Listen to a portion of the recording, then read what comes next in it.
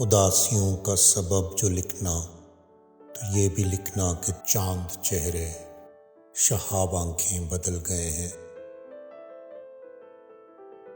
वो जिंदा लम्हे जो तेरी राहों में तेरे आने के मुंतजर थे, वो थक के सायों में ढल गए हैं।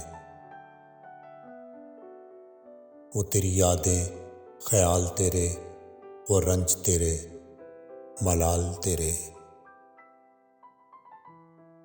वो तेरी आंखें, सवाल तेरे, वो तुमसे मेरे तमाम रिश्ते बिछड़ गए हैं, उजड़ गए हैं। उदासियों का सबब जो लिखना, तो ये भी लिखना, लरसते होंठों पे लड़खड़ाती दुआ के सूरज पिघल गए हैं, तमाम सपने ही जल गए हैं।